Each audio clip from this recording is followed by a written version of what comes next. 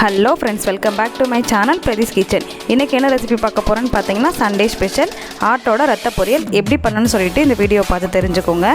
நீங்கள் நம்ம சேனலை ஃபஸ்ட் டைம் பார்க்குறதா இருந்தால் சப்ஸ்கிரைப் பண்ணிக்கோங்க. கூடவே பக்கத்தில் இருக்க பெல் ஐக்கானையும் கிளிக் பண்ணிக்கோங்க. இப்போ வாங்க நம்ம வீடியோக்குள்ளே போகலாம்.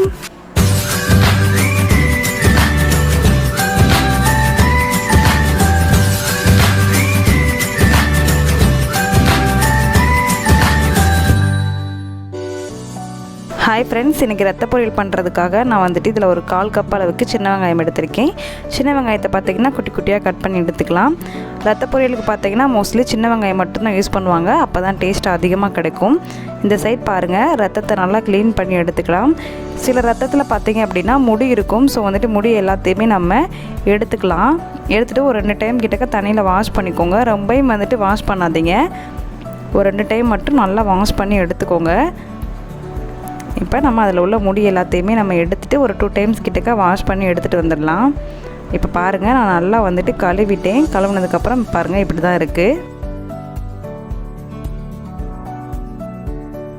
இப்போ அடுப்பத்தை வச்சு ஒரு கடாய் வச்சுருக்கேன். கடாயில் பார்த்தீங்கன்னா கொஞ்சமாக தண்ணி சேர்த்துருக்கேன்.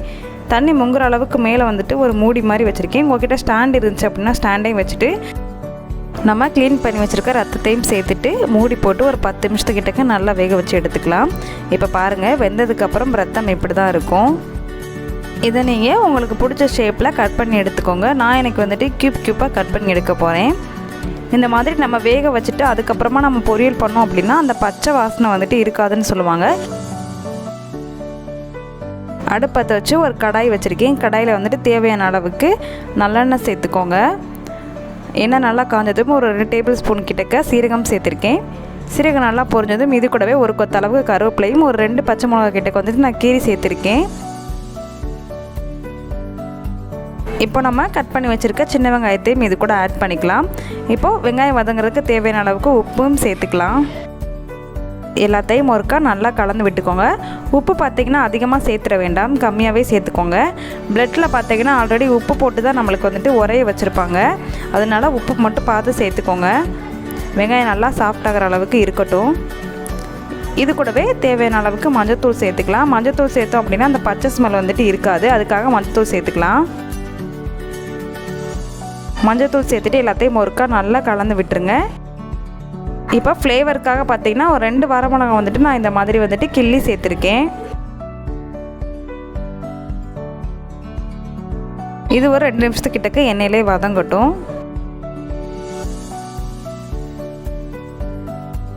இப்போ நம்ம கட் பண்ணி வச்சுருக்க ரத்தத்தை எல்லாத்தையுமே இது கூட ஆட் பண்ணிக்கலாம்.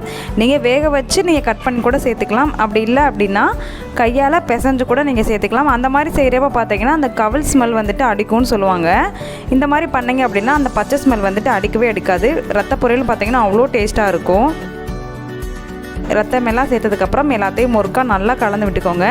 ஸ்டவ் பார்த்திங்கன்னா சிம்லேயே வச்சுட்டு நல்லா சுருள இதை வந்து வதக்கி எடுத்துக்கலாம். ரத்தம் குக் ஆகிறதுக்கு 10 to 15 மினிட்ஸ்க்குள்ளே நம்மளுக்கு ரத்தம் குக் ஆகிடும். நம்ம வதக்க ரத்தத்தோட கலர் வந்துட்டு சேஞ்ச் ஆகிட்டே இருக்கும். இப்போ பாருங்கள், நல்லா வந்துட்டு ரத்தம் குக் ஆகிருச்சு. இந்த ஸ்டேஜில் 1 கப் அளவுக்கு திருவின தேங்காய் வந்துட்டு இது கூட ஆட் பண்ணிக்கிறேன். ரத்தத்தில் வந்துட்டு நிறைய பெனிஃபிட்ஸ் இருக்குது. இரும்பு சத்து அதிகமாகவும் இருக்குது. மந்த் வந்துட்டு நீங்கள் 1 டைம் ரத்தம் எடுத்து நீங்கள் வீட்டில் ப்ரிப்பேர் பண்ணி குழந்தைங்களுக்கு கொடுங்க. இப்போ தேங்காய் திருவள்ளை சேர்த்ததுக்கப்புறம் ரொம்ப நேரம் அடுப்பில் வச்சுருக்க வேணாம். நல்லா வந்துட்டு சுருள மட்டும் வதக்கி எடுத்துக்கோங்க. நீங்கள் கையில் பிசைஞ்சு அதுக்கப்புறமா தாளித்து விட்டிங்கன்னா சட்டியில் வந்துட்டு நிறைய ஒட்டும். இந்த மாதிரி வேக வச்சுட்டு கட் பண்ணி சேர்த்தோம் அப்படின்னா சட்டிலையும் ஒட்டாது. பார்க்குறதுக்கும் பார்த்திங்கன்னா ஈரல் மாதிரி அவ்வளோ சூப்பராக இருக்கும். டேஸ்ட்டுமே பார்த்திங்கன்னா அல்டிமேட்டாக இருக்கும். இப்போ பாருங்கள் எப்படி கலர் சேஞ்ச் ஆகி சூப்பராக வந்திருக்குன்னு. உள்ளக்க பார்த்தீங்கன்னா வேகாதுன்னு நினச்சி நீங்கள் பயப்பட வேணாம், நல்லாவே வெந்திருக்கும். ப்ளட்டு வேகிறதுக்கு 10 to 15 மினிட்ஸ்க்குள்ளே நல்லாவே வெந்துடும். இதை இப்போ ஒரு பிளேட்டில் சர்வ் பண்ணிடலாம்.